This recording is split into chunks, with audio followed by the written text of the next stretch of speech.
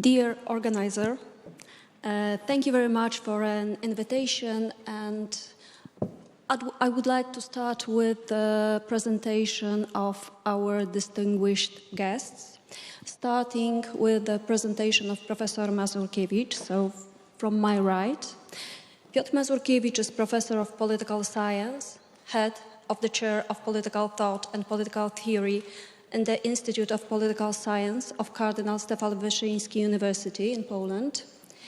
He has specialized on political philosophy, ethics, Catholic social teaching, and European integration. He has published many books, including The Church and Democracy, The Europeanization of Europe, Europe's Cultural Identity in the Context of Integration Processes, Violence in Politics, Europe as a Kindersurprise, Two Towers and a Minaret, Essays on Catholic Social Doctrine, Totalitarianism in the Postmodern Age. He was a member of the board of the European Society for Research in Ethics, Societas Ethica, expert in the Pontifical Council for the Family, Secretary General of the Commission of the Bishops' Conferences of the European Community. Professor Richard Overy is a professor of history at the University of Exeter in UK. He has specialized on the history of World War II, air power history, and the European dictatorships. He has published more than 40 books, including Why the Allies Won, Russia's War, The Dictators, winner of the Wolfson Prize, and the Bombing War, Europe, 1939-1945. He is currently writing a global history of the World War II to be published in 2020. He is a fellow of the British Academy and a member of the European Academy of Sciences and Arts. And Professor Adrian is a professor of international relations with the Faculty of Political Sciences at the National University of Political Science and Public Administration in Bucharest.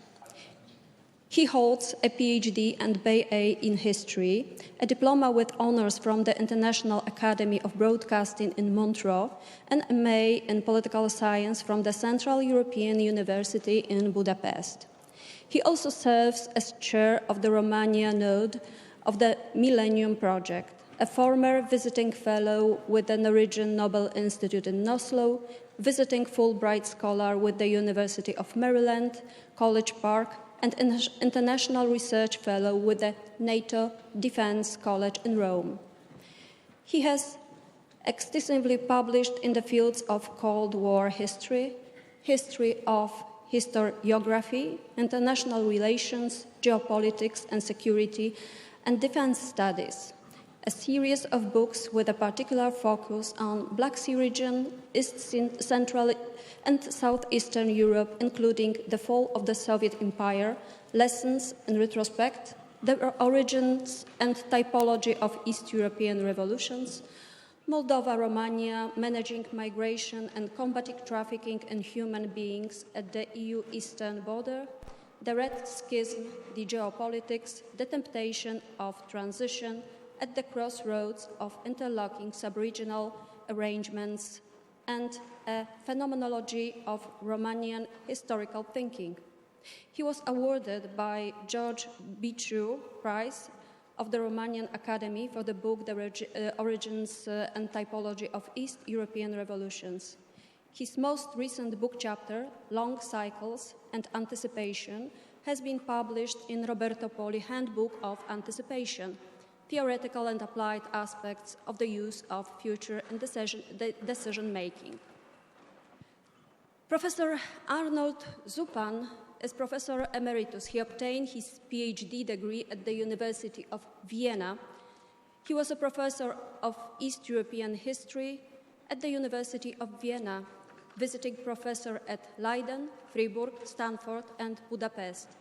Head of the Austrian Institute of East and Southeast European Studies, head of the Department for East European History at the University of Vienna, Vice President of the Austrian Academy of Sciences, honorary member of the Hungarian Academy of Sciences. He wrote 8 important monographs: Die österreichischen Volksgruppen im 20. Jahrhundert, Jugoslawien und Österreich, von 1918 bis 1938, zwischen Adria und Karawaken, Hitler, Beneš, Tito, Konflikt, Krieg und Völkermord in Ostmittel- und Südosteuropa. Many volumes, for instance, Nationen, Nationalitäten, Minderheiten, Osteuropäische Geschichte, awarded by the University Ljubljana, Faculty of Philosophy of the Charles University Prague, Austrian Honorary Cross for the Science and Art, Václav Felczak and Henryk Wereszycki Prize, Krakow, and Cardinal Initzer Würdigungspreis in Vienna. J.M. Winter is Charles Steele Professor of History, Emeritus at Yale, and Honorary Professor at the Austrian National University. He is a founder of the Histoire de la Grande Guerre in Péronne, Somme, in France. He received an Emmy Award as co-producer of the 8-hour BBC PBS television series, The Great War and the Shaping of the 20th Century. Professor J. Winter is author of the Sites of Memory, Sites of Mourning, The Great War in European Cultural History, War Beyond Words, Languages of Remembrance from the Great War to the Present, and editor of the 3-volume Cambridge History of the First World War. He received honorary doctorates from the University of Graz, Catholic University of Louvain, and from the University of Paris. He received also a Victor Adler Prize of the Austrian state for the lifetime's work in history. So that was the presentation, short presentation of our distinguished guest. I hope that almost everybody knows them, but officially it was necessary to present to the other person. And I would like to start the discussion by asking Professor Adrian Pop about comparative assessment of the post-war order formation related to the 3-hour turning points from the interrelated viewpoints of power shifts, strategic restraint, institutional change, and democratization. What choices has a dominant state in the aftermath of war for dealing with the asymmetries of power generated by war? What kind of post-war orders has Europe and the world experienced through the 20th century? Thank you, Agnieszka. Good afternoon, ladies and gentlemen. I think we are discussing a very important and timely topic here in this wonderful set. And one of the main issues which are supposed to discuss is order formation after the Great Wars. I think it's a very important topic, and I'd like to sketch some ideas in order to have a comparative perspective on this issue from the viewpoints of these 3 turning points we are referring to, and also from the viewpoint of the so-called strategic restraint mechanisms on the part of the winning side, also from the point of view of legitimation, and what kind of order actually we did have throughout the 20th century. Typically, order formation is outcome of great wars. After these turning points, actually the new rules of the game are established, and a new environment in economic, political, military, security terms is set up. The 20th century is no exception from this point of view, and it sets the basic rules of the international systems. Now, one of the characteristics of this order formation in the 20th century was that every time it gets bigger and bigger, and truly it became global, the order formation. And one can wonder, what were the mechanisms actually which made this order formation more or less resilient? And of course, the basic problem of order formation after Great Wars is a problem of power disparities. Power disparities between the winning side and the losers and the secondary powers, which somehow have to face this double fear. A fear towards abandonment and a fear of domination. This is a double kind of fear which the winning side has to alleviate somehow. And one of the mechanisms which the winning side could use, and actually did use, was this strategic restraint which I'm going to speak about, in the sense that the winning side is putting consciously some limits, institutional limits, to its own exercise of power in order to build a more resilient order and to make the losers feel more compliant to it. So, what are the choices of winning side? Ideally, and there are three broad choices. One is to dominate, to aggrandize their position using their commanding material capabilities in order to prevail in conflicts over the distribution of gains. The second option will be to abandon, wash their hands and go home, letting others to make disputes over the gains of the war. And the third one is to transform, to make a more institutionalized order in order to command allegiance on the part of the secondary and losers. These are ideal types. Of course, in real terms, in historical terms, there are a combination of them, and we'll speak about immediately. Likewise, we are speaking of three different types of order. One is, of course, hegemonic order, balance of power order, and the so-called constitutional order. These are ideal types. In real historical terms, there is a combination of them, and I will try to exemplify. After the First World War, in 1989, actually the preferred option on the part of President Wilson was to somehow make a constitutional order. But the victors were somehow not on the same wavelength. Especially the British and the French wanted to have to see a more punishable Germany, especially the French. Actually, the Brits were torn between the U.S. position and the French position. But confronted with this kind of different approach, more like a balance of power, traditional balance of power approach, the actual order was a compromise. It was a weak constitutional order premised on the part of the League of Nations, and it was also a very strong balance of power order in which traditional balancing took place between the interwar in the interwar years. And of course, we had these two types of formations, status quo powers and the revanchist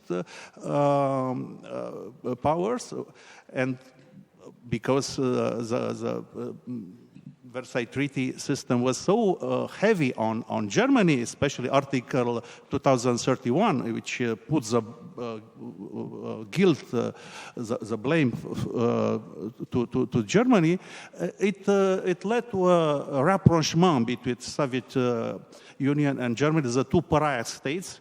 Although the story it started with cooperation on the military side, then turned to the political rapprochement in Rapallo in 22, then culminated with the Molotov-Ribbentrop Pact in August 1931, when actually they carved their spheres of influence on the part of the countries between the Baltic states and Black Sea, including Poland, Romania, and others, Baltic states, who were made the victims.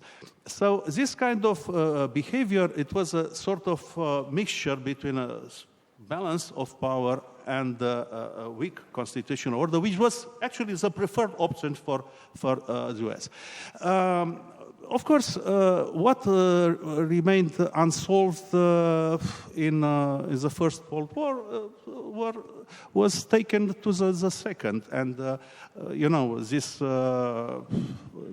very popular nowadays view that actually we are speaking a whole big period between 1914 and 1945, which was the so-called 30 years war of the 20th century. But it's a fact that actually the Second World War was an outcome of unresolved issues for the first one. Then we had, after the Second World War, another kind of order formation. It was a more constitutional one, in the sense that on the western part, U.S. was self-restrained itself and entering into institutional binding through various links in economic, political, security, military terms. But what we experienced, it was actually three types of order. It was a systemic order, which was bipolar, very militarized, ideological, very balanced of power oriented. It was the Western one, which was constitutional, and it was the Eastern order in the Eastern part of it, which was purely hegemonic, premised on the domination of the Soviets, the domination of the East European by the Soviets. So it was actually a kind of triple order, if you would like. But what is interesting that precisely because it was so constitutional oriented, the order in the western part of the continent was survived actually the breakdown of the bipolar order, and it became afterwards truly global. And this is a lesson for the kind of order which has more chances to survive, which is based on, it was also a hegemonic order to a certain extent because it was premised on the American tradition, institutions, and policies. But it was a weak hegemonic order, and it was made through consultation with allies and letting room of maneuver for East Europeans to put their grievances and to experiment with their own policies. So it was a weak hegemonic one and a strong constitutional one kind of order. It was also, of course, a liberal order. And this actually is one of the explanations for its surviving after the Cold War. Then we had in 1989, which was, actually the Western order becoming truly global in a sense, with the breakdown of communism in Eastern Europe. But this was premised also on the decentralized and pluralistic character of the US government, which it rendered it relatively transparent and open to influence. it's a issue of debate how long this kind of order did actually exist, because probably starting 9/11, some speak about the economic crisis, starting with the economic crisis.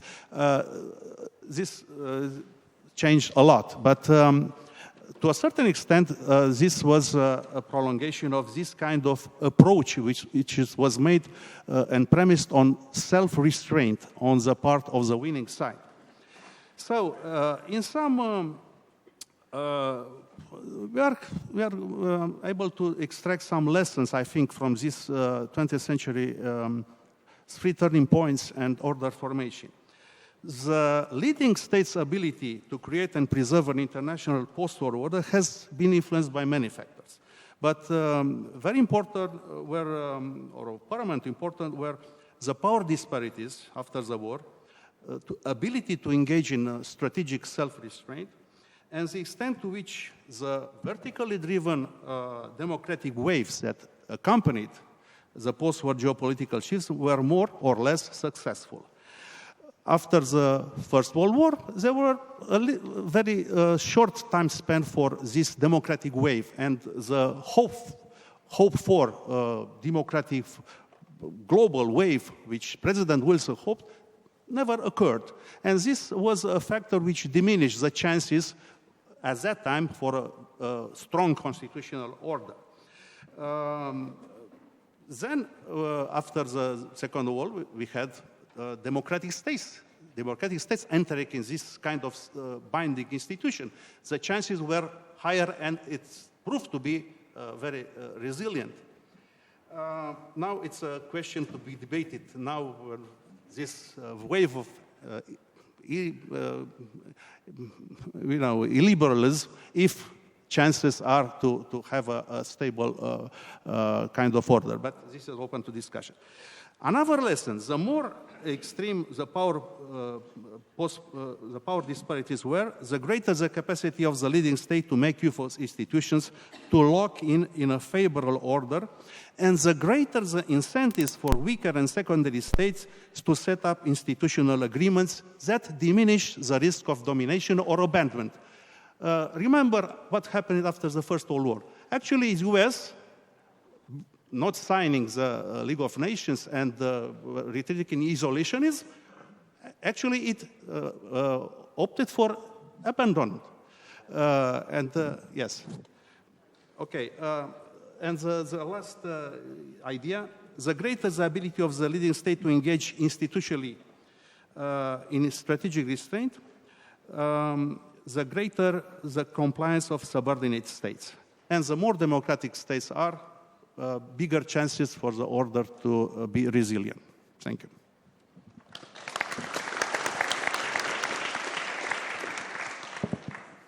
Thank you very much, Professor Pop. After those comparative remarks, we will move to 1919 as a turning point, and we will have a distinguished specialist in that field, Professor J. Winter. Professor Winter, could you tell us more about the importance of 1919? In your books, you emphasize that this turning point was a disaster for 3 reasons. The losers were not at the conference table, Russia was absent, and the principle of self-determination was adopted as an important guide, as impossible guide to the future of Europe. What is wrong with self-determination rule? Was it adopted properly? How it reshaped European map, political vocabulary, and political imagination? How it was combined with European colonialism and anti-colonial movements?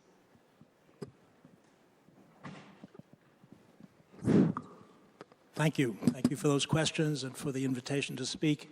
I think I offer you a different point of view from that we've just heard. I take the Peace Treaty of Paris in 1919, signed almost 100 years ago, as a failure. The first failure is that it didn't end war. War continued until 1923, and the demographic estimates put the number of victims of war after the armistice of 1918 as about the same number as the victims between 1914 and 18, or more than 10 million. A peace treaty that claimed peace while all of Eastern Europe is on fire is, shall we say, no peace treaty at all. It was a Western European peace treaty, and it has fueled the myopia that the First World War ended on the 11th of November 1918, because the German, British, and French quarrel, the great imperial quarrel that led to so many deaths, was over. But the war wasn't. No one told Mustafa Kemal Ataturk that the war was over. No one told Venizelos that the war was over. No one told Trotsky and Lenin that the war was over. No one told General Weygand, who was supposed to help the Poles, that the war was over. This is one of the greatest illusions, I think, of the 20th century, that 1919 was the moment when peace broke out. Now, I think this gives it the taste of ashes that it still has today. 1919 was a tragic moment in which the hopes of establishing an international order were dashed. And I think all that suffering, think of it for a moment, between 1914 and 1918, 1/5 of the graduates of this university were killed in the First World War, 20%. The same is true for the Oxford and Cambridge. The elite paid for their feudal privileges through the shedding of their blood. This was a disaster. All that suffering yielded other than a rearrangement of the explosive materials which had detonated in 1914 and which would explode again in the 1930s. The settlement of 1919, I want to put to you, was the peace that passeth all understanding. Now, why? There are 4 reasons, 3 of which you've alluded to. The first, and I think the most important, is that 1914 to 1918 was the end of the first phase of globalization. It was an economic disaster. What happens after 1945 and 89 is the jet propulsion of the second wave of globalization, providing the economic basis for political stability. It was, of course, driven by the American economy, as so much else in the post-1945 order was, but the peacemakers of 1919 failed to see that political stability had to rest on economic stability. They failed to see it.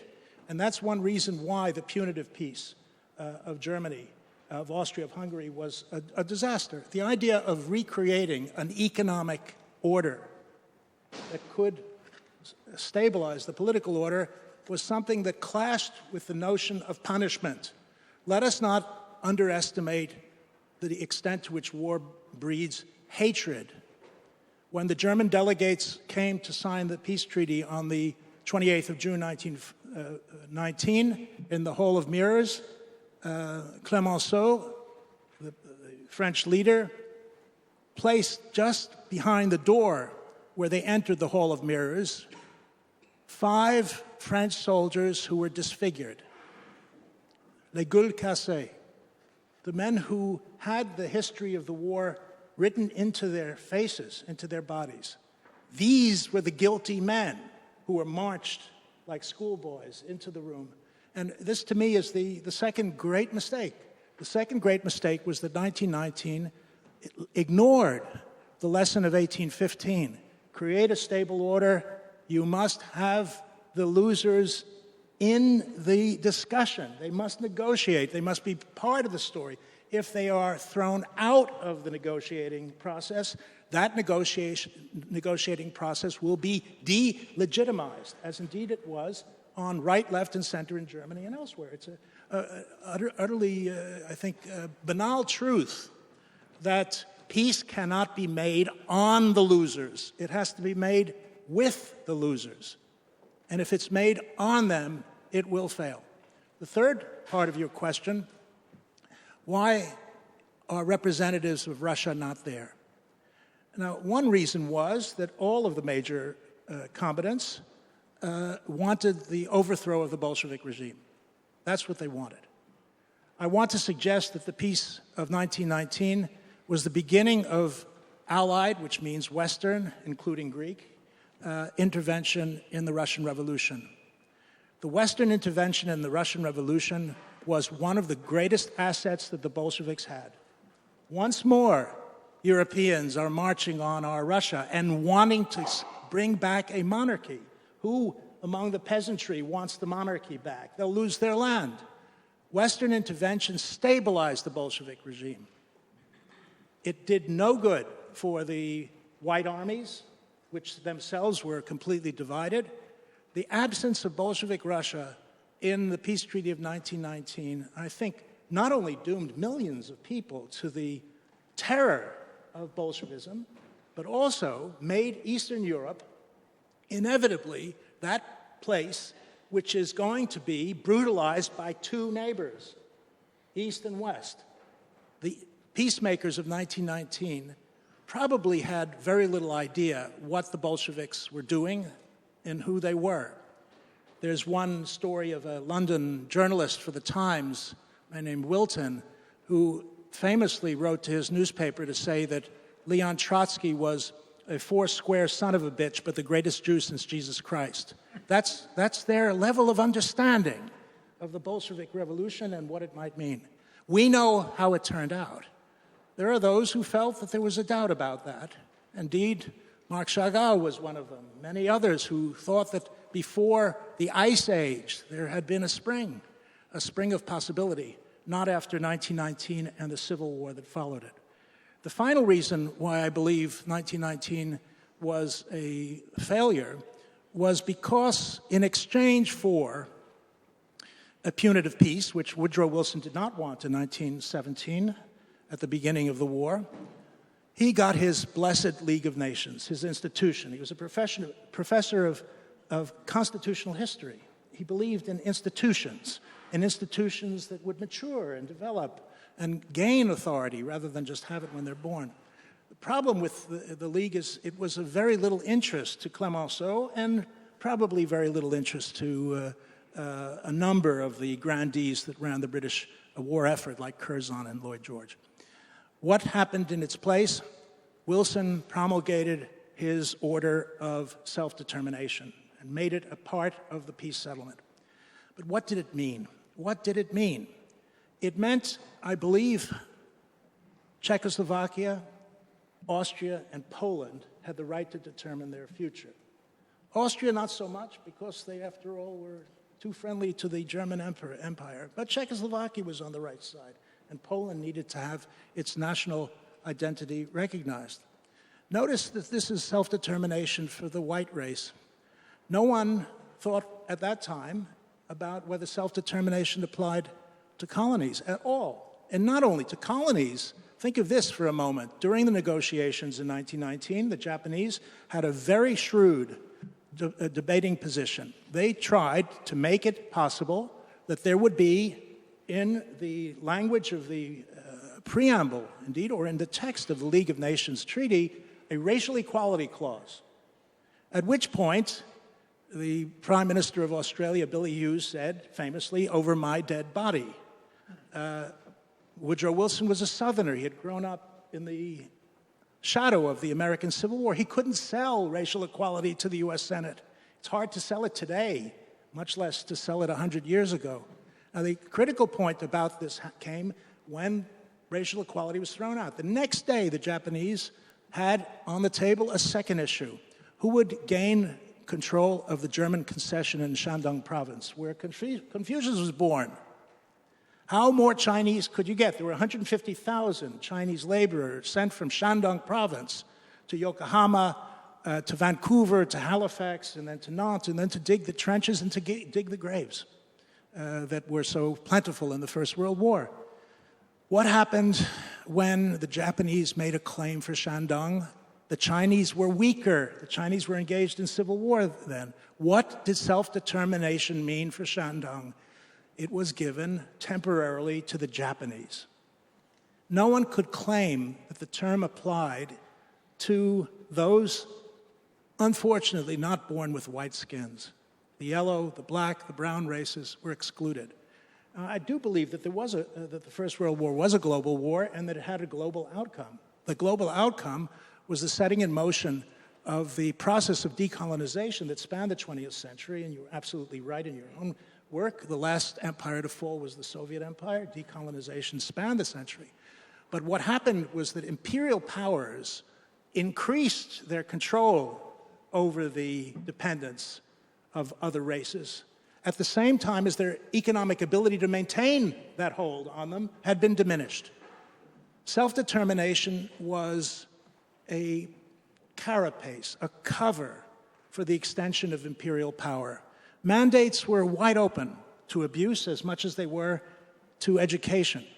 Yes, the League of Nations, through its affiliated institutions, was a very interesting and important organization. The International Labor Office is still alive today because of that achievement. But aside from these associations relating to workers' rights and health, my view to you is that the peace treaty of 1919 was so flawed that even with the best will in the world, which was not in long supply in 1919, it had to fail. Now, the economic years, 1924-29, are really where the argument lies. Is this a real moment where liberalism and a constitutional order could have happened? Well, we know that 1929 took that question off the agenda. So without 5 golden years between 1924 and 29, what we find is that the economic upheaval of the First World War impoverished the imperial powers, made it more difficult for them to control their expanded imperial holdings, and made the conflict between them and the nations they ruled over inevitably violent. That violence started in the interwar years and reached a peak in the immediate aftermath of the Second World War. So I put to you, in conclusion, the point that 1919 is drastically different from 1945 and 89, incomparably worse than those two moments, because of the blindness of the peacemakers who believed that they could create a peace on the most unstable of foundations and the most unstable of principles. Thank you.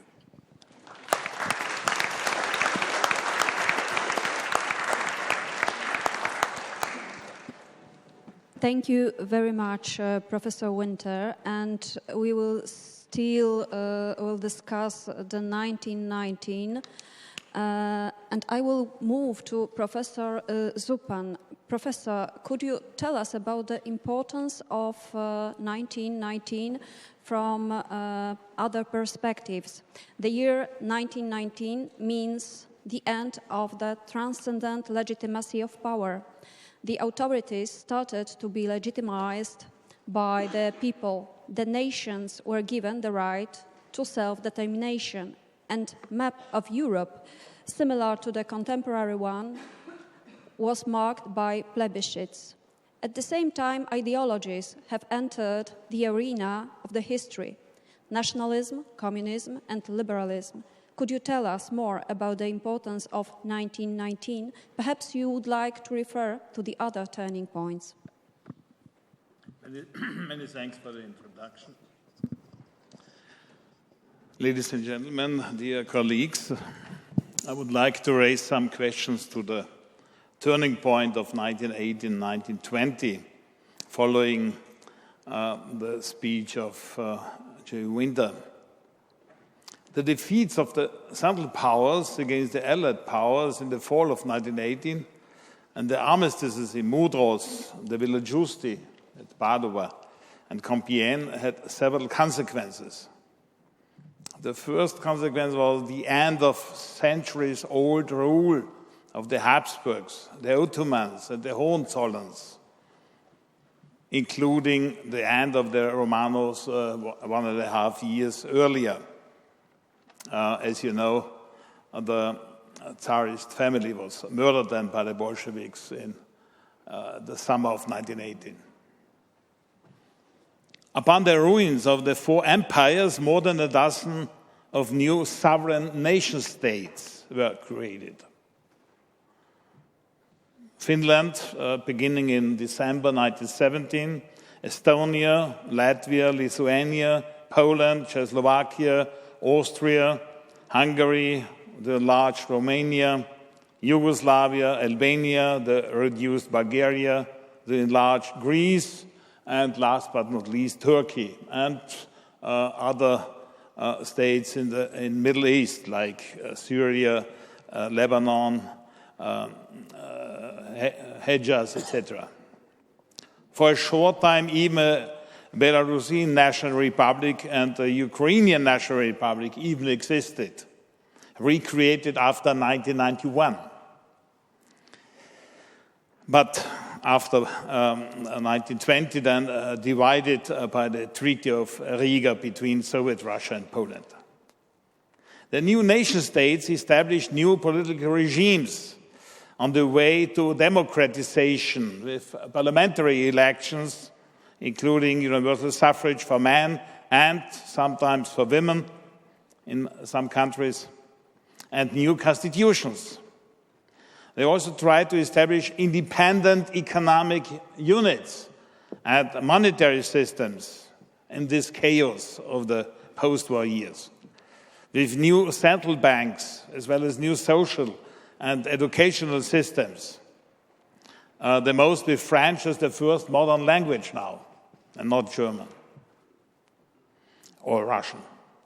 Of course, at the beginning of they adopted first the legal, administrative, economic, social, and educational orders of the former empires, but appointed their own government officials, judges, and school directors, also rectors.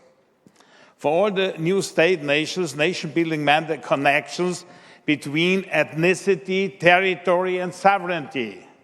But this was not according to the French, British, or US state-nation model, a different model in the West and in the East, until today, more or less. The nation-state was supposed to guarantee not only political, economic, social, and cultural independence, but also physical security. According to President Wilson's idea of national self-determination, all nations in Central, Eastern, and Southeastern Europe hoped for decisions from the Paris Peace Conference to their benefit, mostly neglecting the ethnic linguistic principle of Wilson's demand for clearly recognizable lines of nationality, as Wilson demanded, for example, from Italy. The Paris Peace Conference established new borders. The Big Four, France, UK, US, and Italy, and their diplomats used different preconditions and arguments. It's a very heavy failure in the negotiations. So one time, historical borders in Bohemia, Moravia, Galicia, Bukovina, natural borders, for example, the Carpathian Mountains or the Danube River between Slovakia and Hungary, so Czechoslovakia and Hungary. Strategic borders, the most famous, the Brenner Pass or the Erzgebirge, Kružné hory. Economic borders, so respecting specific railway lines or mines, and ethnic borders could also happen, for example, between Hungary and Austria in the Burgenland. Also, there were strong debates about in the negotiations, and we have the papers published on these negotiations.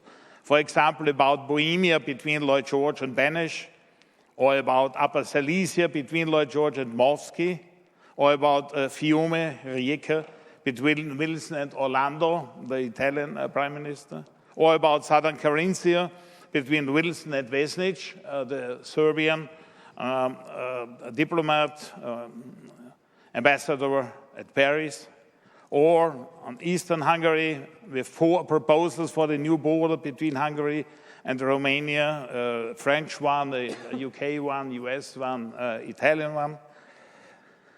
And so but in the end, the decision-making followed arguments about power politics. On the one hand, to weaken Germany and her allies Austria-Hungary, Bulgaria, Turkey. On the other hand, to strengthen Italy, Poland, Czechoslovakia, Romania, and Yugoslavia. However, this is interesting, the great powers and their smaller allies feared plebiscites. They feared plebiscites. Yeah? After 1945, no plebiscite occurred in this region anymore. But 5 plebiscites were made in North Schleswig between Denmark and Germany, East Prussia, Upper Silesia, demanded by Lloyd George, and Carinthia, southern Carinthia, demanded by Wilson, and Sopron, Ödenburg, demanded by the Italian Foreign Minister Torretta.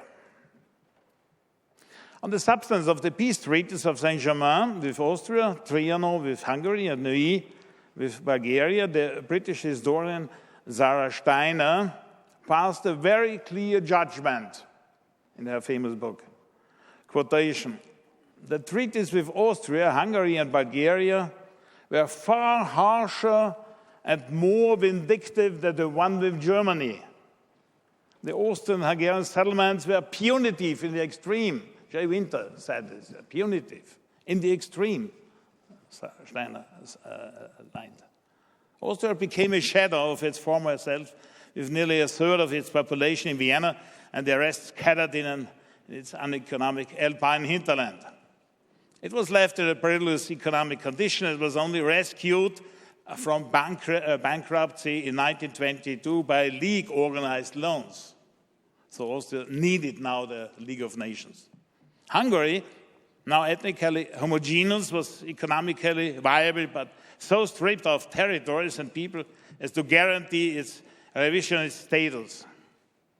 So the critics of the financial clauses, and Keynes started very early with this critique. Above all, the Austrian treaty, the Anglo-French leaders argued that neither their own electorates nor the people of successor states would allow the defeated countries to get away with more. So respect to their own population, to the voters. In the case of all treaties, Allied policy was shaped by the exigencies of coalition politics and the hope of securing future allies in Central and Southeastern Europe, rather than by any consideration of the future of the defeated states. However, the Paris peace treaties left many problems unsolved. The problem of Germany's eastern borders, including the Danzig question, the problems of borderland minorities in Poland, Czechoslovakia, Romania, and Yugoslavia, the Anschluss question, Anschluss of Austria to Germany, the South Tyrolean question, the problem of the Italian-Yugoslav border, the question of Hungary's new borders, the Ukrainian question, we shouldn't forget, the problem of the Romanian-Bulgarian border solved then in 1940. Therefore, the question remained why the great powers did not make more compromises as they had, for example, in Upper Silesia, the Banat, or southeastern Carinthia. So there happened some compromises, but not enough. Compared the borders of 1919 and 1920 with those of 2019, only the borders of Austria and Albania, partly of Hungary, with the exception of 3 Croat communities in the south of Bratislava, remained the same. Only this small one. After 1945, the great powers decided on new Polish borders in the east, according to the Curzon line a little bit, and the west, the Oder-Neisse line, new Romanian borders, new Czechoslovak borders concerning the Carpatho Ukraine, and of course new Yugoslav Italian borders regarding the littoral Fiume and Zara. And last point, the right to self-determination, which had played a pivotal role in international debates over a post-war settlement, was a collective right, the right of nations, peoples, and minorities. Post-1945 rights talked more than on individuals, the declarations on human rights, the Genocide Convention, or the Declaration of Social and Economic Rights. Many thanks for your attention.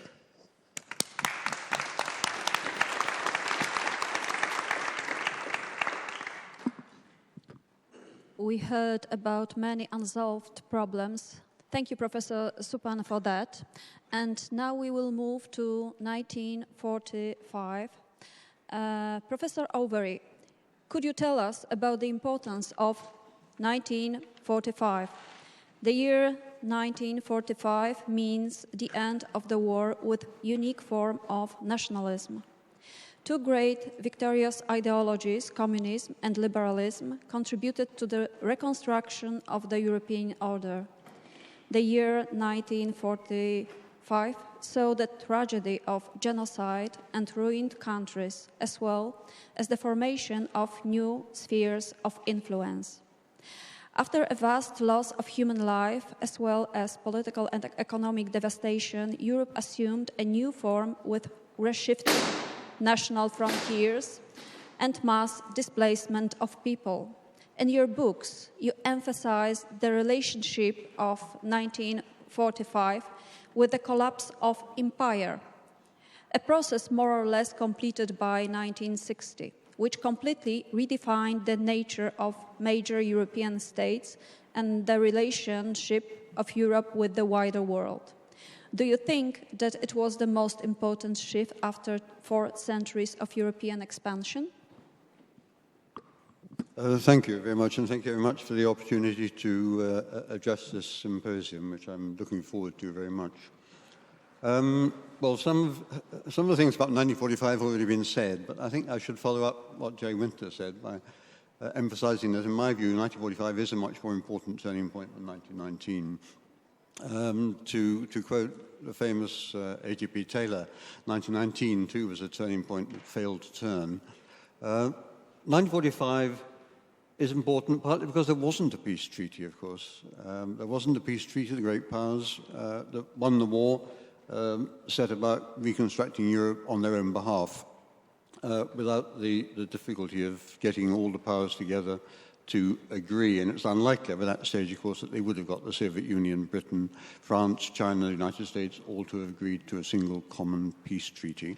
Unconditional surrender was what was called for in 1945, and unconditional surrender is what the Germans and later on the Japanese had to agree to. Now, I think the difference about 1945 and 1919 is that in 1919 there was a great deal of unresolved problems that Jay Winter's already outlined, not least, of course, the unresolved problems of the ethnic distribution in Eastern and Central Europe. One of the things about 1945 is that the borders that were redrawn in 1945 were redrawn, excuse me, this time with the idea that somehow the deportations, the redistribution of population would avoid some of the problems that had been evident after 1919. And that is indeed what happened. Millions of Germans were expelled from Eastern Europe back to Germany. Hungarians were expelled back to a rump Hungarian state. Poles were expelled from the Ukraine.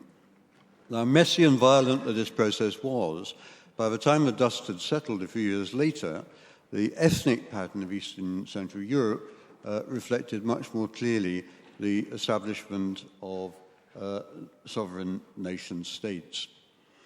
Now, those sovereign nation-states, of course, were established under 2 different regimes. I don't need to labor this point. You all know the difference between Western Europe, dominated now by American assistance, and Eastern Europe, dominated by the Soviet Union. But it is interesting and important to note that apart from Estonia, Latvia and Lithuania, and that's a big if, apart from these 3 states, the Soviet Union did agree to re-establish national boundaries and to re-establish national sovereignty. Dominant though the Soviet Union was, Europe became once again a continent of nation-states.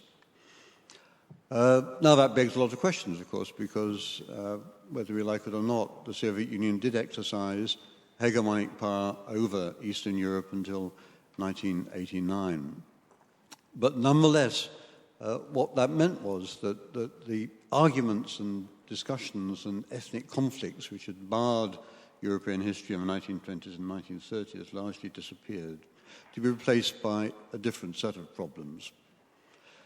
Now, I want to isolate in my remarks three things that seem important to me about 1945, and I don't want to focus on the Cold War and the Soviet Union, because that's a story I think we're all very familiar with. But I think there are three things which are worth stressing if we think of the long term and if we think of Europe's position in the wider world. The first thing is that after 1945, slowly and with difficulty, the European economy re-established itself and has experienced 70 or 80 years of sustained economic growth. Despite the crisis of 2007-2010, it's been a more or less upward trajectory. Now, although there's a great deal of argument about whether communist economic development in Eastern Europe was worth it, or what the cost of it was, it nevertheless happened. Eastern Europe became developed economically over this period as well. Huge numbers of people moved from the countryside into the cities. Industry expanded across Eastern Europe as well, with a rate of growth, if we're to believe statistics, that overshadowed the rate of growth in the West. What this meant was that Europe as a continent became economically stable, and almost all Europeans became better off than they had been before 1939, and that's something which has gone on, as I said, for many decades since. Now, the second thing I think that we can pick out from 1945 is the absence of war. Now, that might seem a rather strange thing to say, because for 50 years, Europe and the rest of the world hovered under the threat of nuclear war, or appeared to hover under the threat of nuclear war. But I think the important thing to stress is that Europe was probably the most belligerent place on earth for hundreds of years. Europeans had fought each other for hundreds of years, often over the most trivial questions.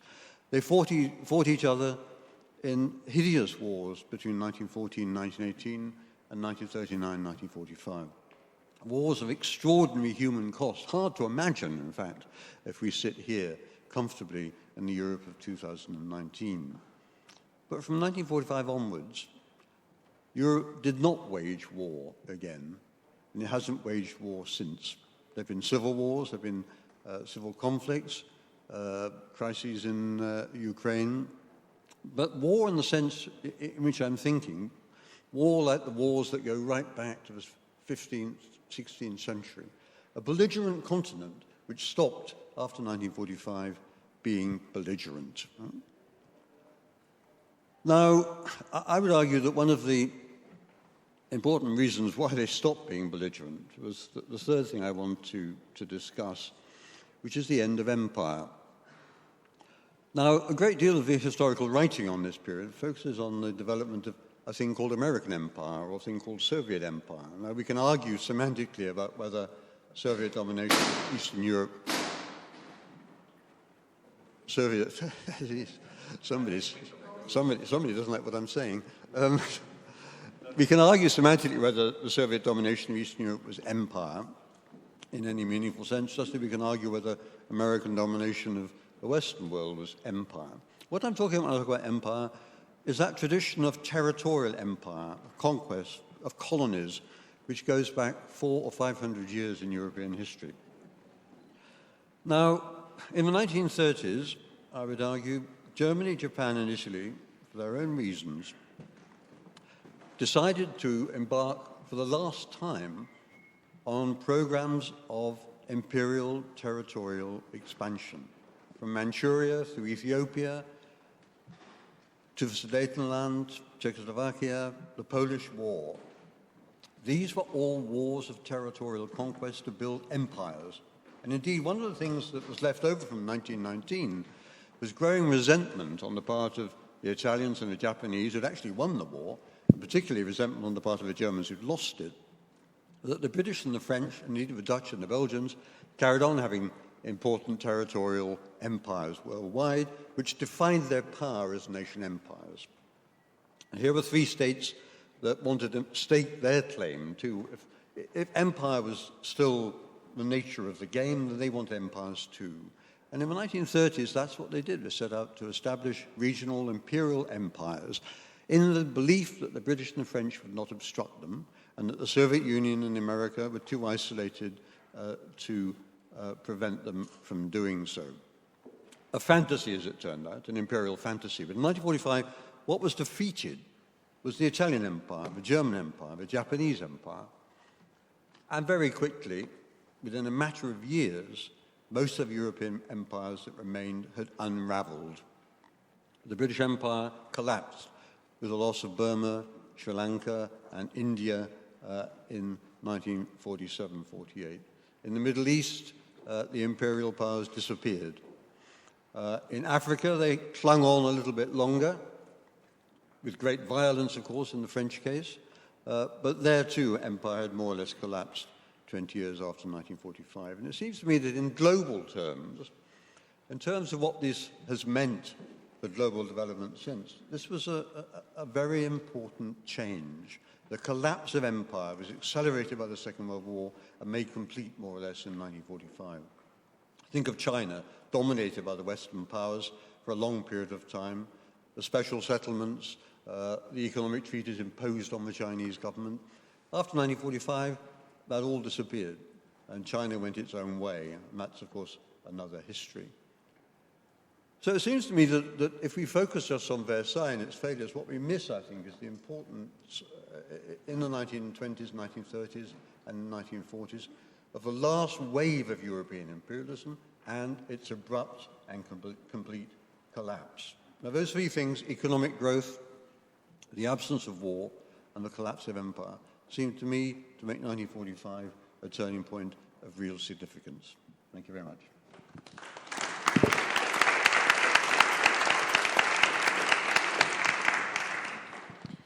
Thank you, Professor Overy, for the positive perspective on 1945. But I suppose that Professor Mazurkiewicz from Poland may present a little bit different perspective.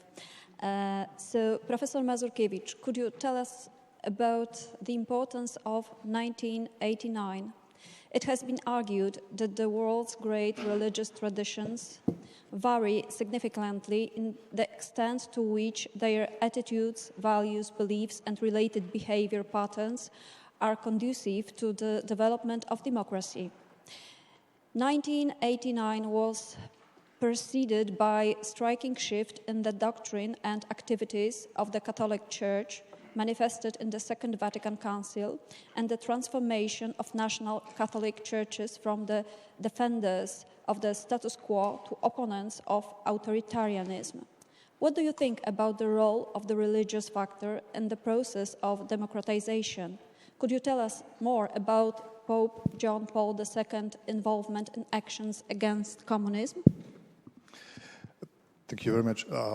I think that if we take a well-known book of Samuel Huntington on the third wave of democratization, which started with the democratization of Portugal, Spain, Greece in the 70s, and some countries in Latin America. So he's claiming that religion was one of the most important factors in this wave of democratization. And from our perspective in Europe, and especially in Central Europe, the election of Karol Wojtyła as Pope John Paul II was one of the crucial factors, and especially his first pilgrimage to Poland in 1979.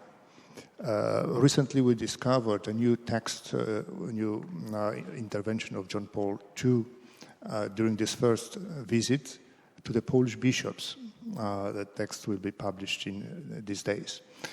And what is very interesting, before I will tell some elements of the John Paul II thinking, for me what was striking was a reflection by Cardinal Wyszyński, the Primate of Poland, and he's referring that when he was a boy, before the First War, he was attending school in Warsaw, and at the main square, which was called later on Victoria Square, there was Aleksander Nevsky Church, Orthodox Church, which was constructed there, as a seal, as a sign of Russian domination after the Polish uprising failed in the second half of the 19th century. And really, you can Google these photos, but with this church, Warsaw became as an Orthodox country. I have even a German postcard from Warsaw, and that's like from Moscow, from that time. You can compare this with the palace of Joseph Stalin, which was constructed after the Second War. This church was destroyed by Poles after the Poles recuperated independence. And Karol Wyszyński said, I dreamed that the Mass with the Polish Pope should take place at this place where was the apsid of this Orthodox Church. So where there was the Orthodox altar, now you have a Catholic altar with a Polish Pope celebrating Latin Mass. And the second desire he had was to organize a meeting between the Pope and the Polish leaders, the communist leaders, at the Royal Castle, because at that place the Tsar said, Poles abandon any hope. I am referring to these facts because in 1979 this dream of Karol Wyszyński was fulfilled. It means you never shall abandon hope. And for John Paul II, it was very clear that communism is transitional. So you don't know the end, the date when the system will collapse, but this is certainly not forever. And when we are referring to 1945 and the Yalta agreements, so in Centesimus Annus, a encyclical letter written by the Pope after 89, he's saying everyone on the West thought that those order established by Yalta after the Second War can be changed only with the other World War. So the task was to change the order, the political order, without the war. And this means for us also without violence, which was very clear after the collapse and the cost of the Warsaw Uprising in 1944. So just referring to what John Paul II is saying in 1979, on the one hand, that as the communist leader Edward Gierek invited him to Poland, so he is moderate as communist. The Pope is saying we cannot change them till now, but we can support Gierek as a moderate communist also at the international level. So that there was a kind of policy how to strengthen this moderate branch of the Communist Party.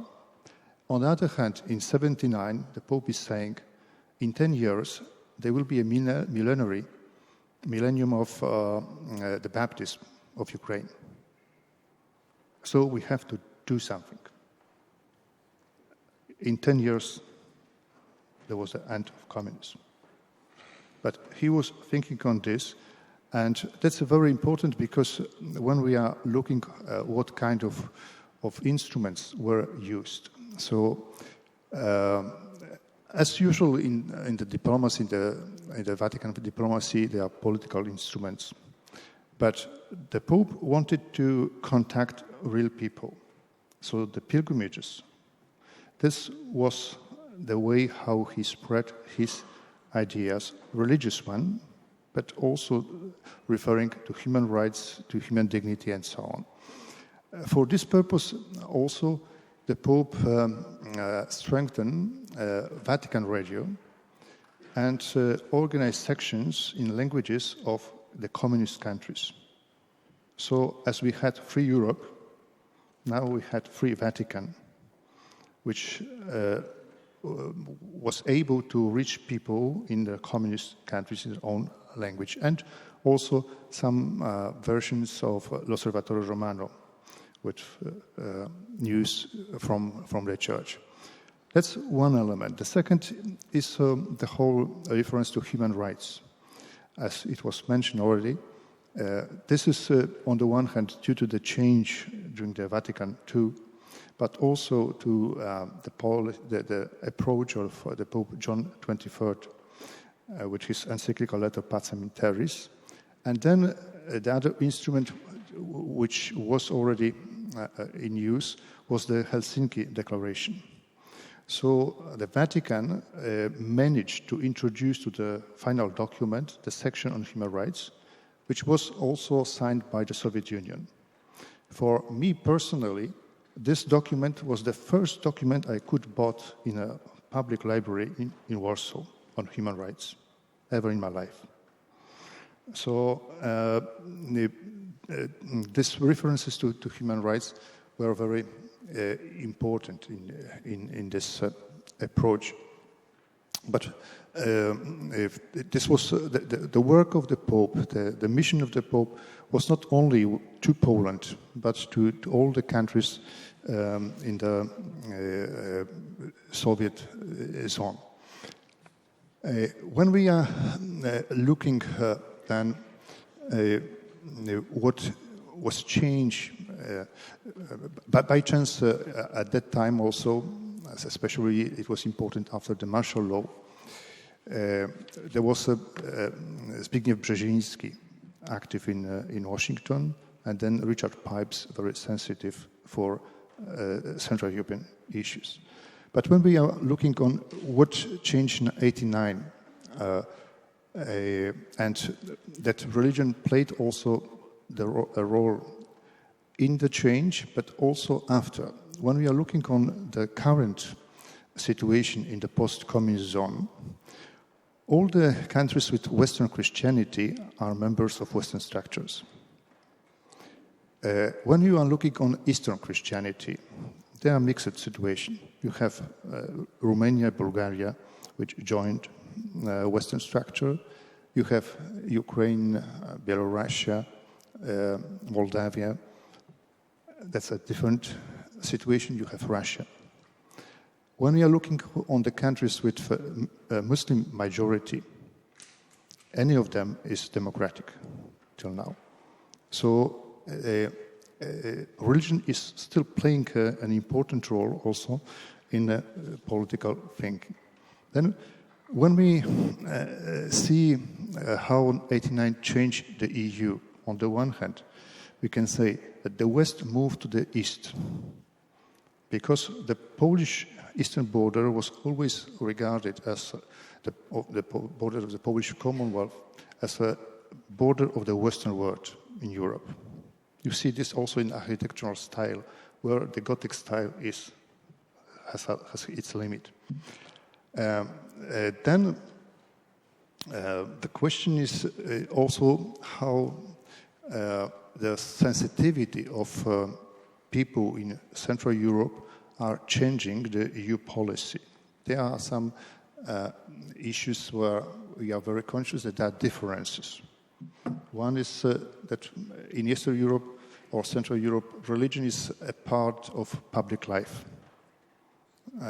Then there are differences on some ethical issues concerning life, marriage, family.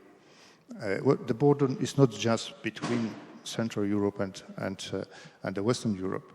There is the question concerning the approach to national identity, to migration, as you have seen, to Islam, but also to the perception of Russia and America. So Russia is always a threat for Central Europe.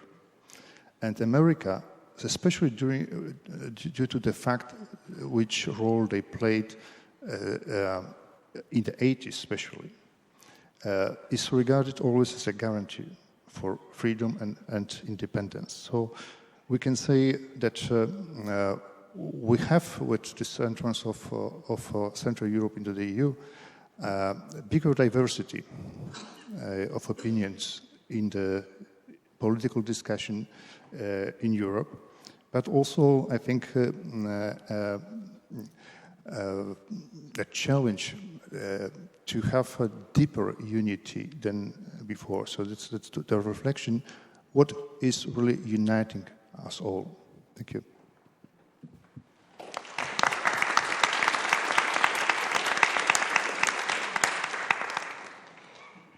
Thank you, Professor Mazurkiewicz, for your remarks of the importance of 1989. And now we will move to the discussion between panelists. And after that, I will ask also the audience for questions. But now, please, I would like to ask for questions, comments, or maybe some remarks on presented standpoints. So we will start with Professor Adrian Pope. Okay.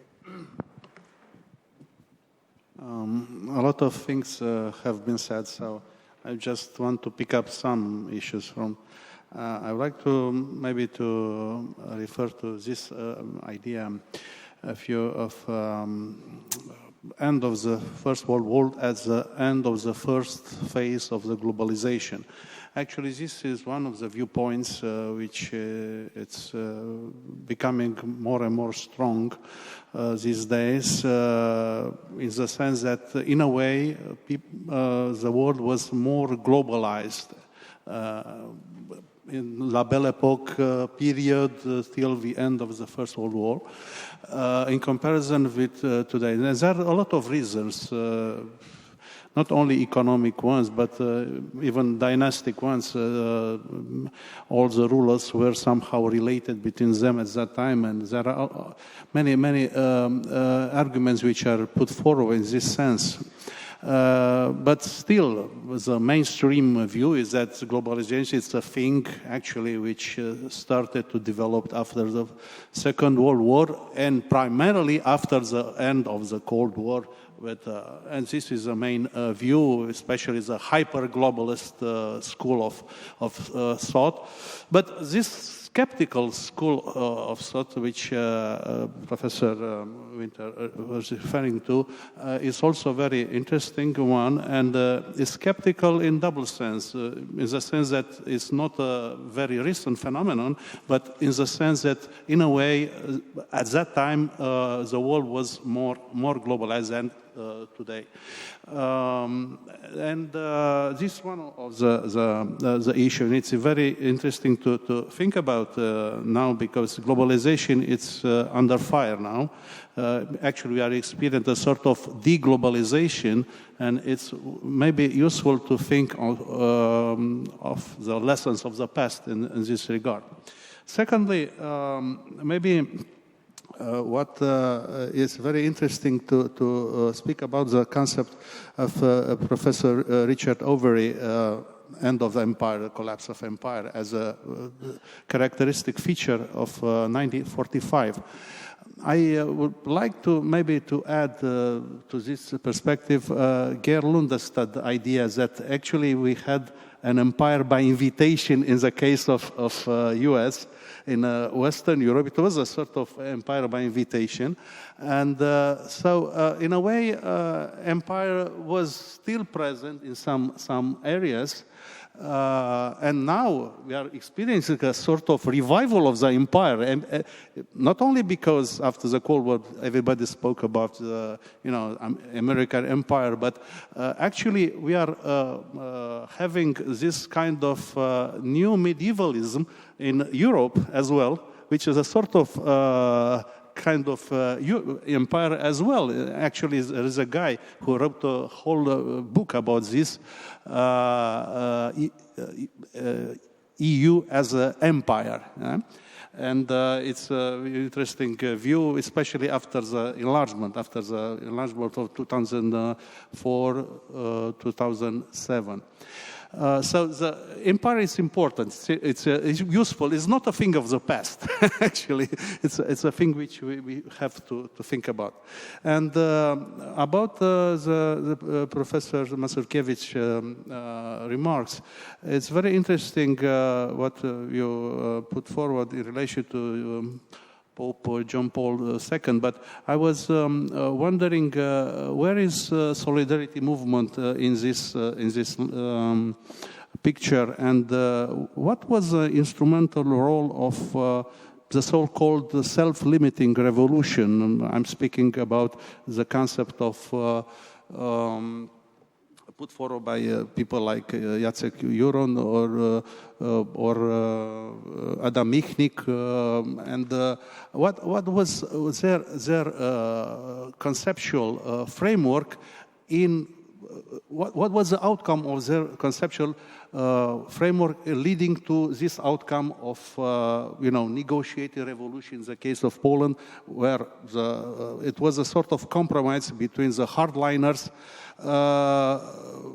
and between the people who are more leaning towards the compromise. So hardliners were actually sided. Maybe can I elaborate a little bit on that? Thank you.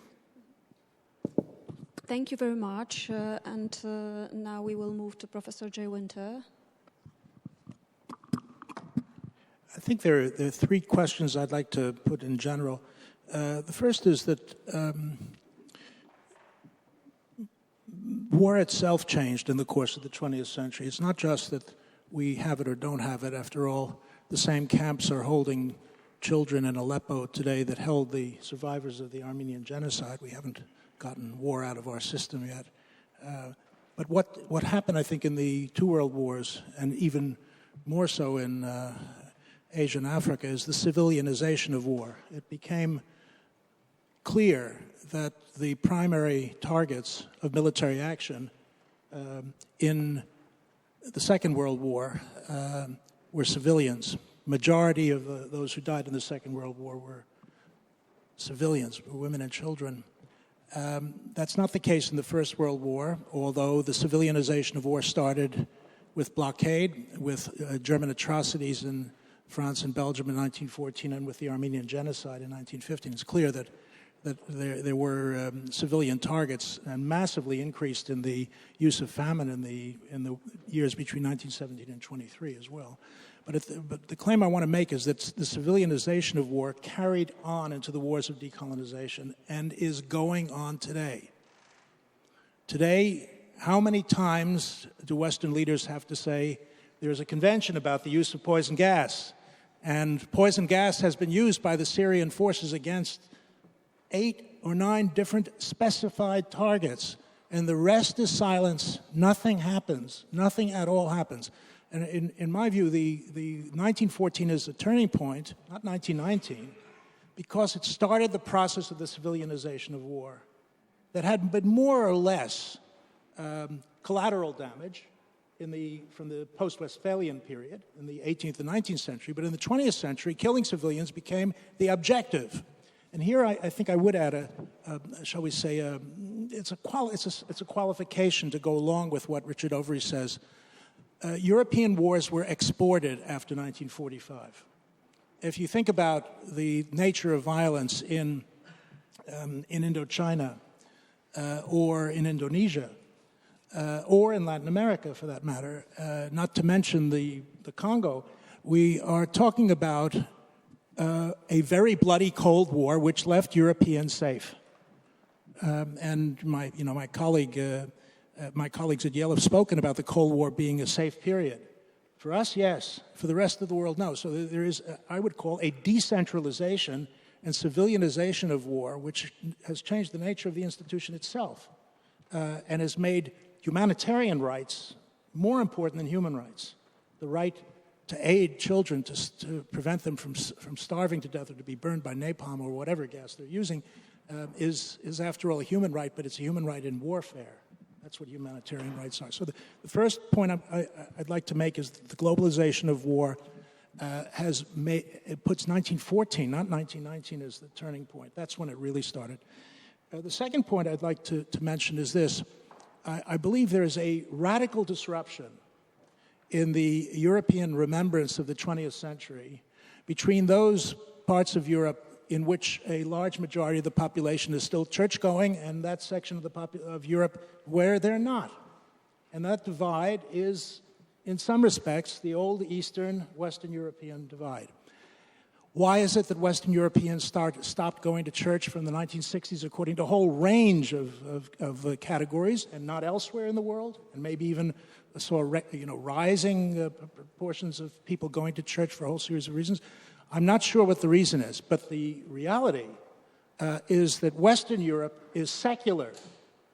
And the Roman Catholic Church, in particular in this country where I now live, has none of the power that it had 40 or 50 years ago. Think of the way in which the sexual abuse scandals have straddled the globe, undermining the authority of churches in many different places, but with massive effects in Western Europe and in other countries that are palpable politically.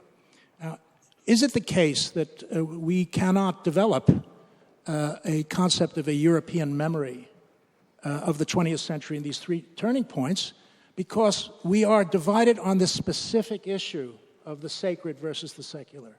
And I mean really divided, fundamentally divided about the political, social, and if you will, existential meaning of religion. And within that, I do want to say that one of the ways in which Europe has become secularized is that the Second World War is the turning point in that Hitler won the war against the Jews. The Jewish dimension of religious life bears no resemblance to that of my family, which were Hasidic Jews in Warsaw before the First World War and after. Czernowitz used to be a Jewish city. In Salonika, they used to stop the trade. The ships couldn't enter the port because the majority of the stevedores were Orthodox Jews. There are many other instances. The old city of Lemberg is now Lvov. We cannot talk about the place of religion in 20th century life without realizing that here in 1945 is the big divide. And that the Jewish role within this country and within every European country has been marginalized and to a degree destroyed. The Yiddish language is now a language of art, not of living communities. It was a rich language. It was destroyed by the Nazis. So when we talk about religion as a focus of political life and in social life, and indeed we have to, I agree with that, are we not disclosing something absolutely profound with respect to remembrance, which is that half of Europe has a sacred notion of remembrance, and half of Europe has nothing of the kind, has a secular notion. The example I want to give just to conclude this is that the term martyr has disappeared from the language of Western Europe. Louvain is an example, Lille. These are cities that suffered in the First World War. Ville martyr. Use the word martyr now, it sounds extremely strange. Very odd. Who uses it? The Armenians use it. On the 24th of April 2015, the Catholicos of the Armenian Apostolic Church canonized 2 million saints. 2 million saints as victors in Christ, no longer victims for Christ. Now, this is East. This is the Eastern way. The Turks do it too, by the way. And the word martyr in Arabic has its own history. But what I'm really asking is whether we have to recognize when we deal with the question of religious thinking that we're talking about a fractured Europe, divided radically between places where religious traditions have deep resonance and deep popular appeal, and others where they've lost it. Thank you very much. We will go back to our turning points, and I will ask Professor Suppan to make a comment on what was said. Jay Winter spoke on the Bolshevik threat behind the Paris peace treaties and negotiations, I would like to widen a little bit this perspective, starting with the armistice of Compiègne between the Allies and Germany. The Allied powers demanded from Germany the retreat of all German armies from Eastern Europe and Romania. And this helped the Bolsheviks. Until this time, the German occupation in Western Russia helped the Bolshevik also, because behind this line, Trotsky can establish his Red Army, without interfered by the Germans. Then came the armistice. The German armies retreated from the Baltics, from Belarus, Ukraine, Romania, and the Red Army followed partly. Until East Galicia, until Warsaw, and so on. Of course, during the negotiations in Paris, some negotiations from the new nation states used this Bolshevik fear by the Western allies to get more land, saying we can make a border, so a military border, an ideological border against the Bolsheviks. Give us more land and more influence. They use this. With many success. Another point to Mr. Overy, speaking on the starting of the collapse of the European empires. I can remember that after the declaration of war of Hitler on the United States, Churchill was very pleased and said, now we will defeat the Germans, the Japanese, and the Italians. And some weeks later, the Japanese invaded Singapore, etc., and crushed the Dutch Empire in Indonesia. So for me, this is the starting point of the defeating and reducing process of the European empires. Of course, Churchill didn't think in this time on a starting point for the British Empire. It's jokes in the history. The last point to Mr. Mazurkiewicz. I can remember that the representative of the Polish Bishop Conference coming to Vienna in the mid-90s told me and some others that when he started as a representative at the round table in February '89, it was absolutely not clear the end and the success. And going to a new kind of election, etc. So the way was open, even in February, March 1989. We do see this always as a clear starting point for all the revolutions in '89, opening of the Iron Curtain between Hungary and Austria, etc., until the revolution in Bucharest. Only in '89. Thank you. But we should not forget. Also, there was a compromise between Bush and the late Reagan, the new elected Bush, and Gorbachev. In Washington in December '88, the success story of '89 was not on a clear line, and it had happened in another way. Think to the Tiananmen Square in May '89. We shouldn't forget to this. Thank you very much. And there were a few questions to Professor Overy, so please answer them now or make some comments. Well, I make some comments about empire, since it's something that's been raised now by at least three of us. You're quite right, Jay, of course, because civilization of warfare is something I've written about quite a lot. I think the important point about post-45, of course, is precisely that Europe was able to export its violence outside Europe, as it had done before 1914 for many years, of course. I mean, the real problem is that between 1914 and 1918, 1939 and 1945, the countries of Europe were at each other's throats. Something which, in the context of the 19th century, is really quite hard to explain. And it doesn't happen again in that way after 1945. Jeremy talked about hatred after the First World War.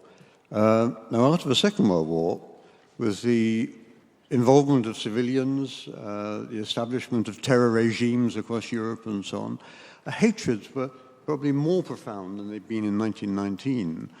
I think the extraordinary thing about post-45 is precisely the Germans, Italians, French, Belgians, Dutch could sit down together only a dozen years after the end of the Second World War and sign the Treaty of Rome. And it's been a long process of growing reconciliation between the peoples of Europe, which has gone on, partly what this network is about, of course. Reconciliation going on for decades after that, where you would really think these people would hate each other. You know, Germans who'd had their entire city burnt to the ground by a bomber command, it takes a long time, you would think, to get over that. French resistance fighters who've been tortured by the Gestapo.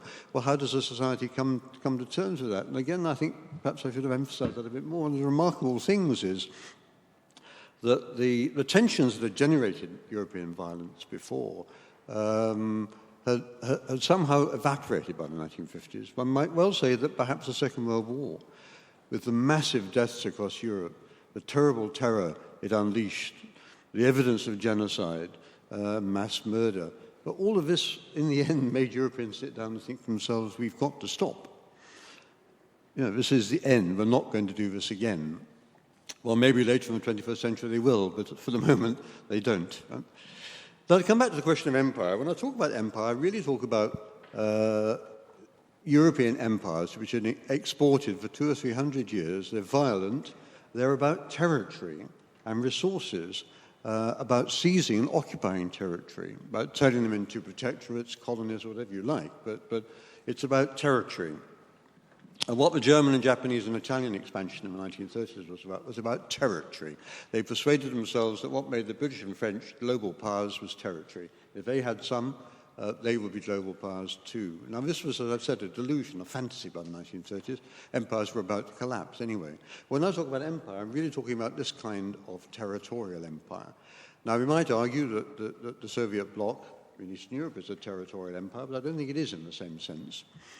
Territorial empires, the ruling power governs subjects. In the Soviet bloc, people were citizens. They might not have felt like it all the time, but they were. American imperialism is a kind of economic imperialism, if you like, kind of backstairs imperialism, but it's not the kind of imperialism I'm talking about. I think empire is used too loosely as a term, and I would be quite happy with your term hegemonic power. There were two hegemonic powers after 1945, the United States and the Soviet Union, and they behaved like that. But to describe them as empires seems to me to confuse the story somewhat. Thank you. Thank you very much. And Professor Mazurkiewicz, could you answer those questions which were put already and maybe make some comments, please? Thank you. We have to be very short. So, but on the one hand, the Solidarity movement was organized 1 year after the first visit of the Pope in Poland. By chance, I was at that time in Gdańsk, and the fence of the shipyard was decorated only with flowers, the pictures of Divine Mercy, Virgin Mary, and John Paul II.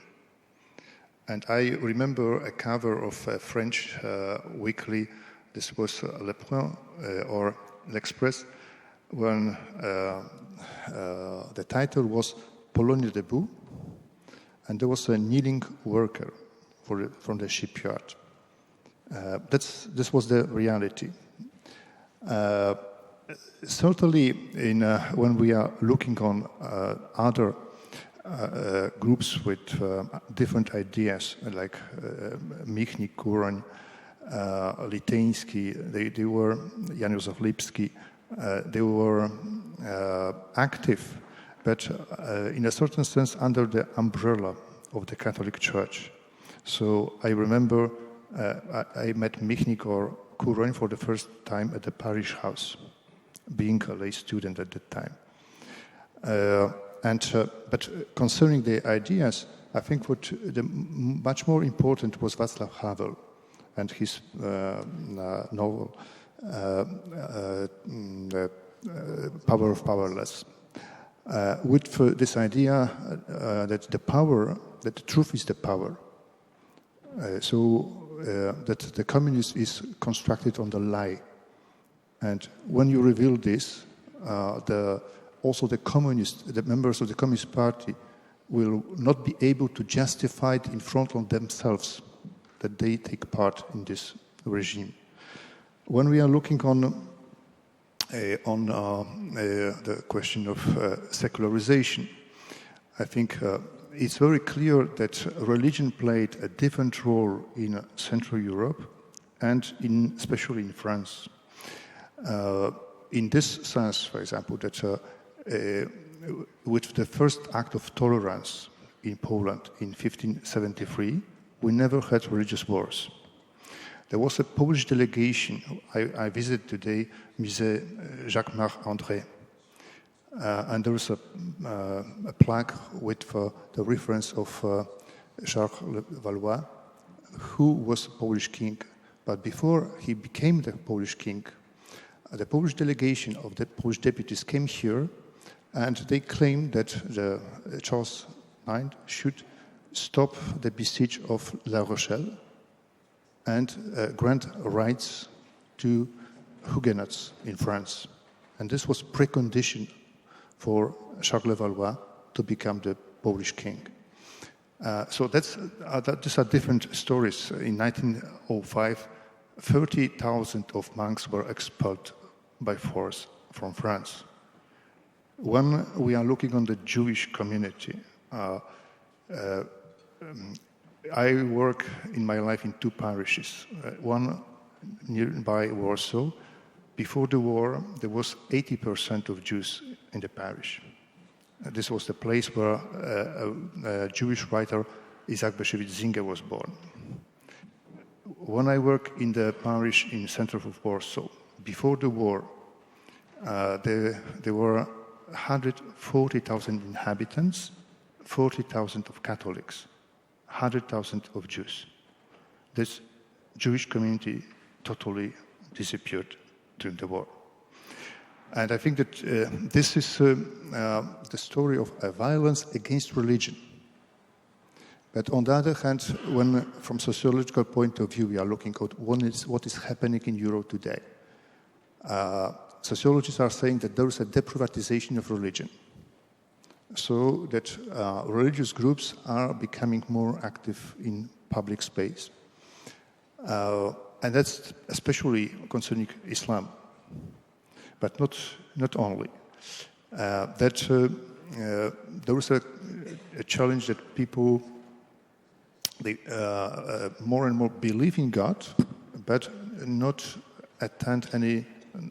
becoming members of any religious institutions.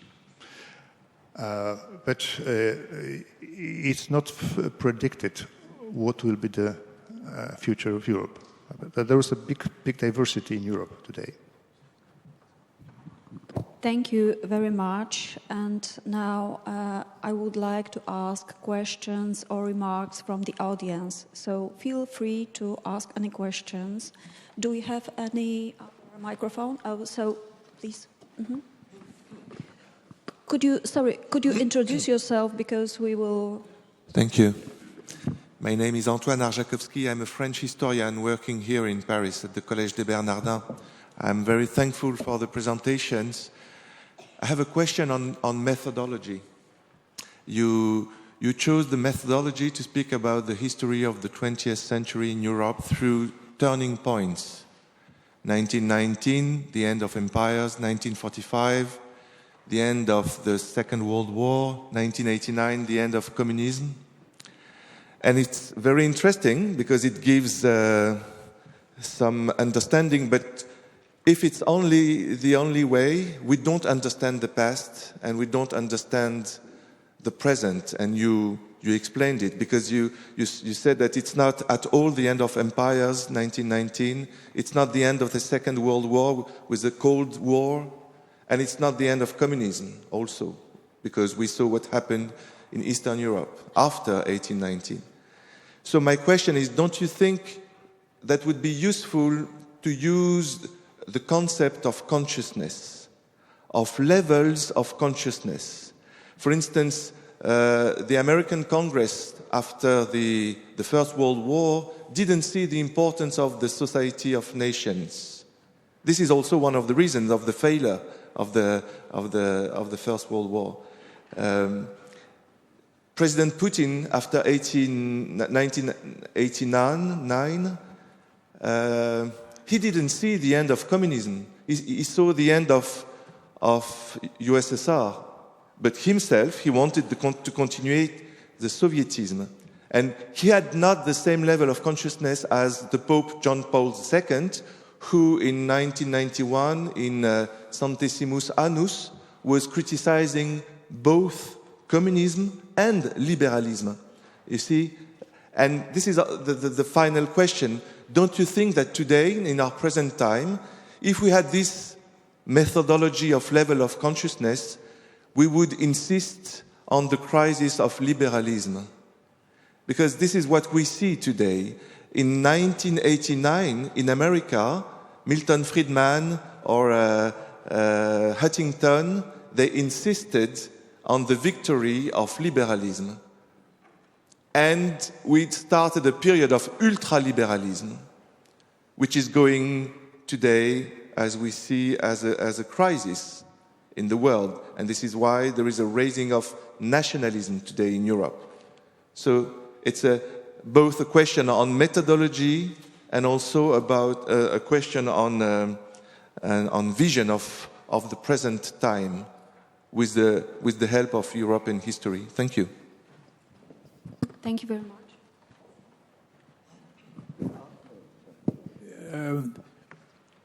My feeling is that the concept of consciousness is too vague to use as a comparative analytical tool.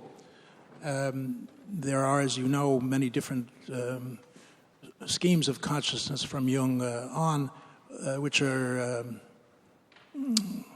difficult to apply with the evidence that we have. It's certainly, I think, critical to recognize that we're dealing with mass events, not those determined by the leaders. And here I think the position of the Catholic Church is that it was a mass church, not only that there was a Polish Pope, but that there were millions of people who believed, who had the consciousness of Catholicism behind them.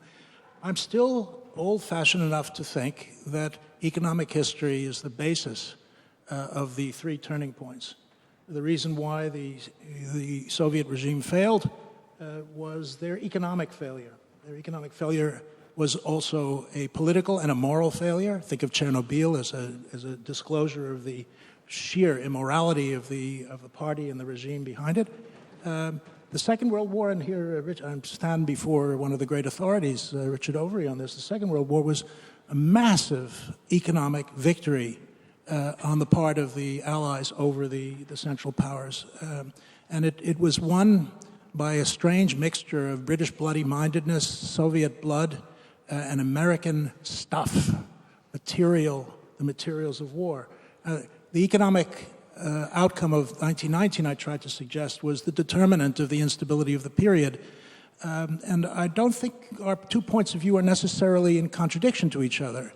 I just see, as an historian like you, where I would look to try to make sense of the evidence of international meetings and of the societies in which they live in.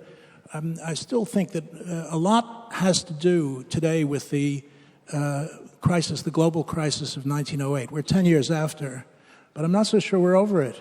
That there's a sense that countries can't assume that there will be an economic miracle to take them through the political instabilities of the future.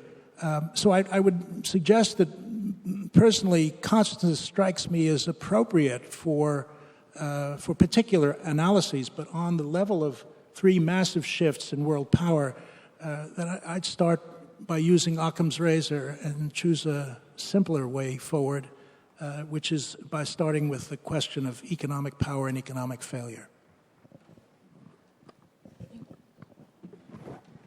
I just want to add something to your methodological question about turning points. I have to say that we've been asked to talk about turning points at this conference. I'm not entirely confident about turning points myself, because there is a great deal of background to explain a turning point, and there's a great deal that's unresolved after a turning point. In other words, a turning point is a convenient thing for an historian, but it masks a great deal of what's actually going on continuously. I think about the Second World War itself, where my shelves are full of books. The Battle of Kursk, turning point of the Second World War. The Battle of Stalingrad, turning point of the Second World War. The Battle of Alamein, turning point of the Second World War. There are so many turning points in the Second World War that you end up going around and getting giddy. So turning points do have to be treated very carefully, I think. I mean, I think for the purposes of the network, these three turning points are milestones in European memory, which you can go back and think about. But your other question about consciousness is also, I think, important. And I think in the 20s and 30s, one of the problems was that the Western world that was trying to impose its internationalist order post-First World War was undermined by a widespread consciousness that the thing didn't work, a widespread pessimism that somehow or other the hopes for progress generated in 1919 were going to be squandered. After 1945, despite all the horrors of 1945, the threat of nuclear war, the exposure of genocide, 1950s, if you look at the literature, if you look at what people are writing, there's a shifting consciousness, a growing sense that somehow progress can be recovered. You're not quite sure how it might be recovered, but I do think that is important, that you know, it's not just the way politicians or soldiers or empire builders think about this, it's about how ordinary people, often affected very much by intellectual climate, will also think about the age. Now we're in an age where, once again, we're facing mounting pessimism. You know, we reached an age where there are intellectuals writing all the time saying, you know, what's going to happen? You know, Europe's breaking up, populism is emerging, etc. You know, the European Union is a failed enterprise, etc., etc. We're going back again, I think, perhaps to another age of pessimism, which I regret. But I think what you say does have some force, that you can develop a consciousness about the state of the world, which is actually quite difficult to reverse. And you need a sudden change for that consciousness to be kicked and a new consciousness, if you like, to emerge. So I think that there's something, I think, to what you say, just as I think there's something to turning points. Thank you very much. We have another questions. Markus Meckel from Germany. Wait a second. Okay, Professor Suppan wants to say a few words. Compare the economic consciousness after World War I and after World War II. It's a great difference. It's interesting. Also, during the Paris peace negotiations, several economic advisors warned their prime ministers and foreign ministers of the economic chaos in Central and Eastern Europe. They decided as they had decided and put this away, more or less, looking to 45 and the following years. There were some Americans seeing this chaos, especially Foreign Minister Marshall, and came out with a new idea. It was not easy for him to explain this to the French and the British, and also to his Congress. What Marshall helped then was a turning point in Czechoslovakia, when they heard from the communist takeover in Prague. Some weeks later, the Congress decided giving the money to the Europeans. So we have to see both the consciousness and the turning points. Thank you very much. And now we have time for a question. Please. Markus Meckel from Germany. You made a tour de raison to the whole last century. And my question would be, do you have an idea of lessons learned from that? You made the point with 1919 they tried to establish an international peace order with international law and international institutions. It failed in the first step, but after the Second World War, some steps were done. What about that? Or is it a national state? In 1919, national state seemed to be the main structure. Is it good for you in your thinking to go back to that? Sometimes I have that idea. Or is it religion? But even now I see even the current Pope, the Poles are not so happy with him. So it is a question, is it more religion, more international law, or is it the values, which we call very often European values, which could be said that the Americans, Wilson, he was the only one who entered the First World War with an aim not only for his nation, but also with an idea of self-determined democratization. Even in 1989, a lot of countries, former or until then communist countries, said they would like to go back to Europe.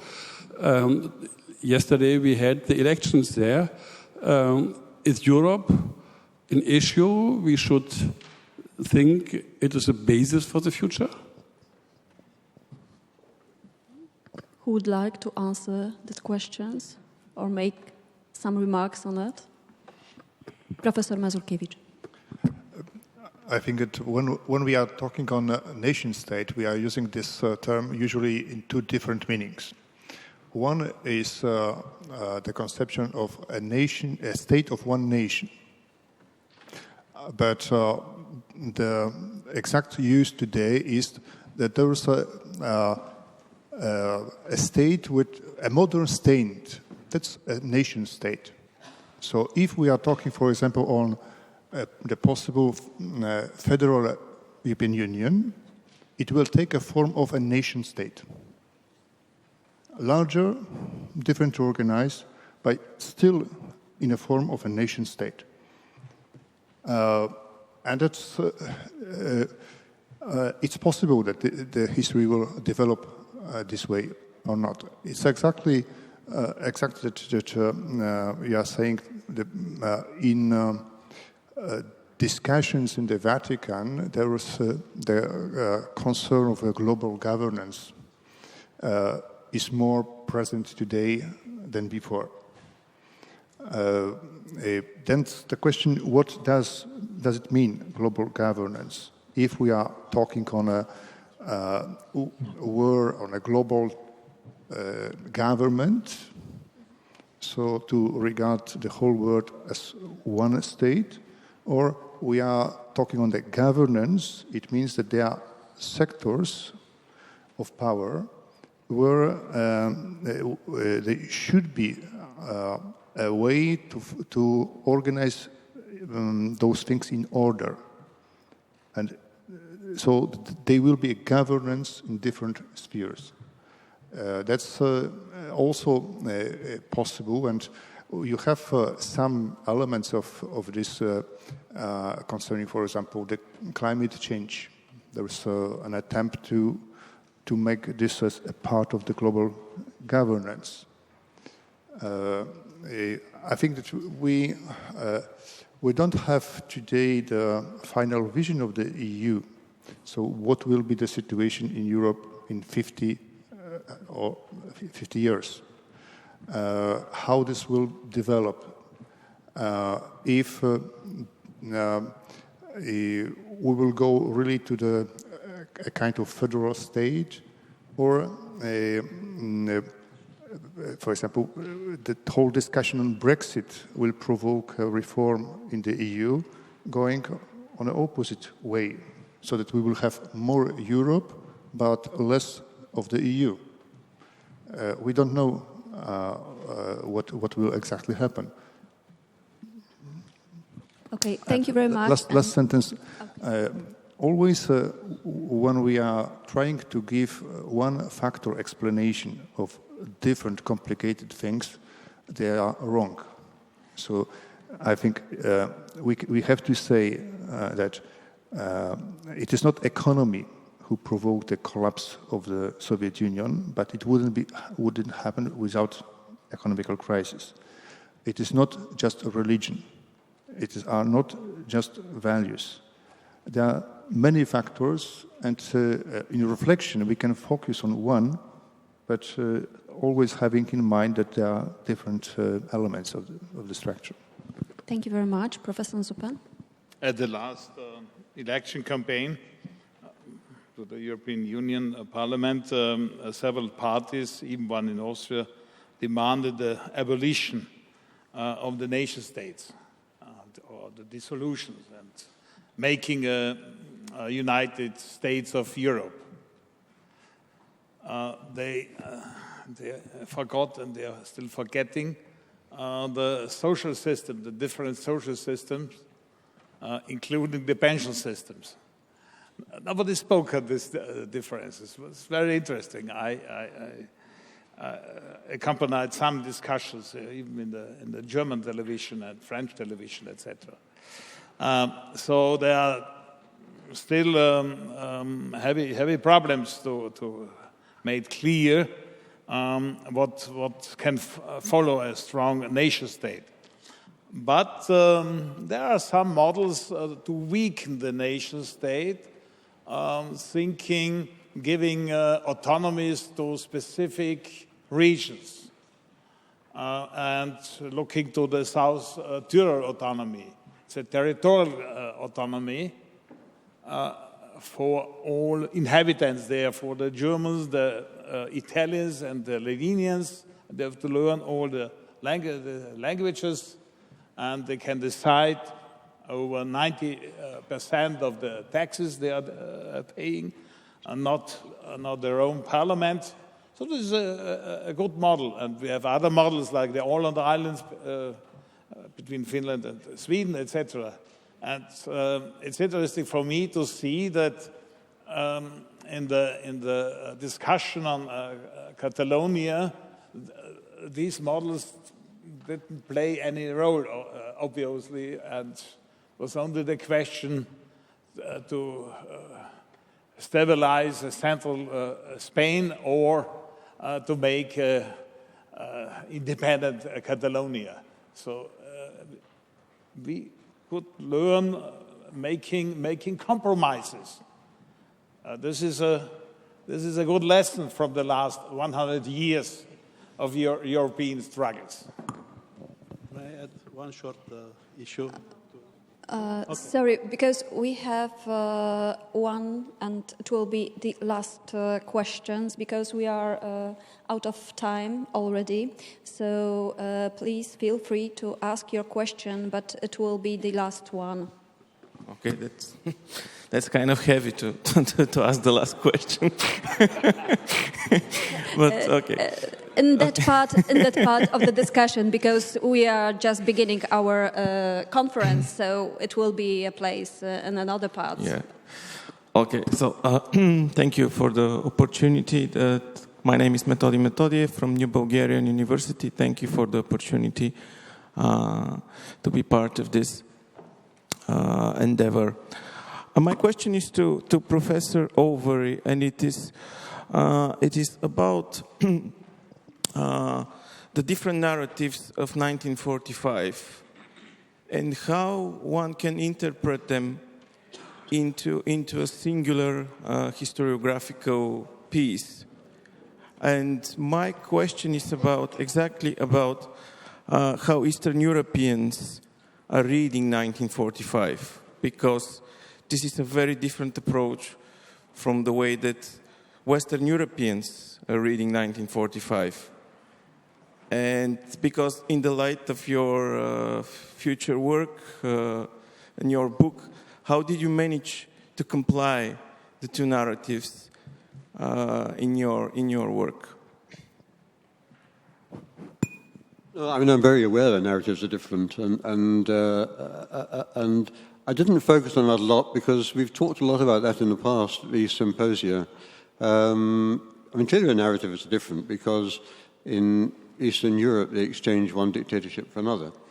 In Western Europe that wasn't the case, except for Spain and Portugal, which remained dictatorships until the 1970s.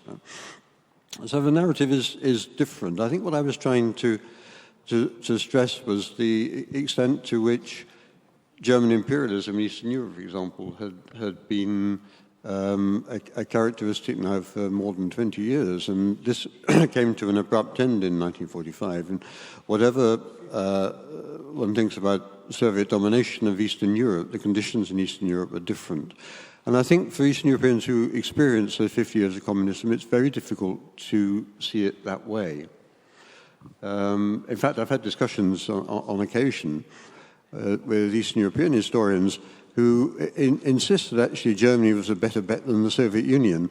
I still find that very hard to swallow, actually, given everything we know about German occupation of Eastern Europe and the Soviet Union.